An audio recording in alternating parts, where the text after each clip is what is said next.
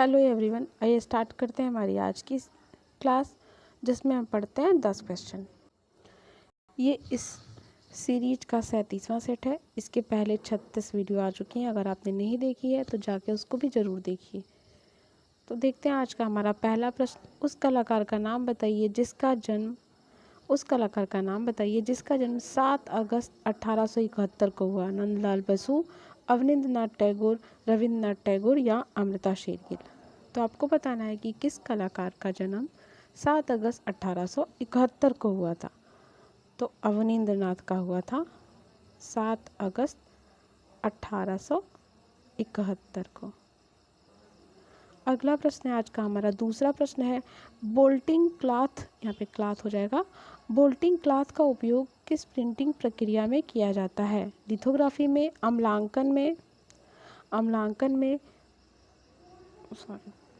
Sorry हो क्या bolting cloth का उपयोग किस प्रिंटिंग प्रक्रिया में किया जाता है? लिथोग्राफी में, अम्लांकन में, लेटर प्रेस में या सिल्क स्क्रीन छपाई में?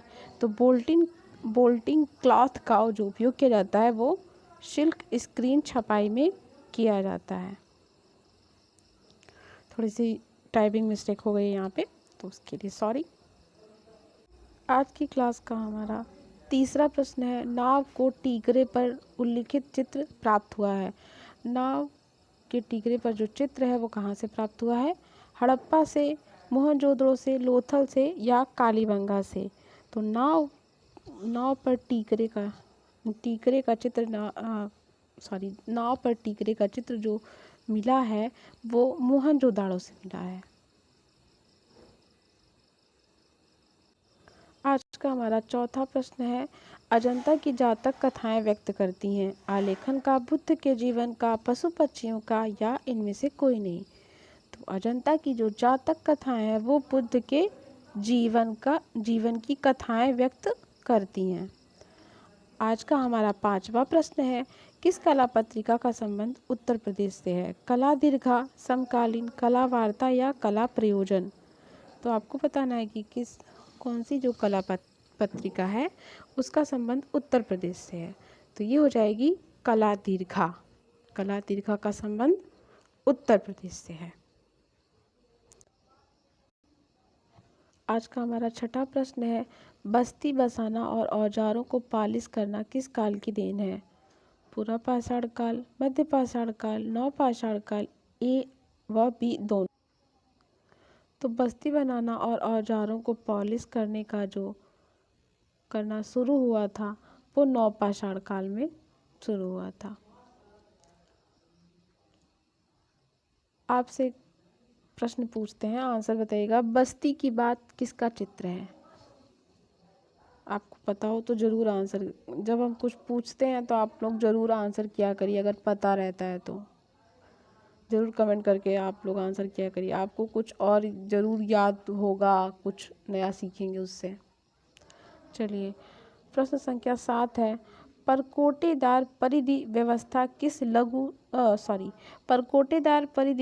किस सिंधु कालीन स्थल की प्रमुख विशेषता है? कालीबंगा की, धौलावीरा की, हड़प्पा की या लोथल की? तो आपको बताना है कि परकोटेदार परिधि व्यवस्था किस सिंधु कालीन स्थल की प्रमुख विशेषता है। तो परकोटेदार परिधि व्यवस्था जो है वो धौलावीरा की, यहाँ पे थोड़ा मिस्टेक हो गया, धौलावीरा की एक विशेषता है परकोटेदार परिधि व्यवस्था। किस वेद में यज्ञ तथा युद्ध शास्त्र एवं अनुष्ठानों के क्रियाकलापों का वर्णन मिलता है? आपको बताना है कि किस वेद में यज्ञ तथा युद्ध शास्त्र तथा अनुष्ठानों के क्रियाकलापों का वर्णन मिलता है। तो यहाँ पे आपका सही आंसर हो जाएगा यजुर्वेद। यजुर्वेद में यज्ञ, युद्ध शास्त्र तथा अनुष्ठानों के क्रियाकलापों का वर्णन मिलता है। आज का हमारा 9वां प्रश्न है, वनस्पति का देवता किसे माना जाता है?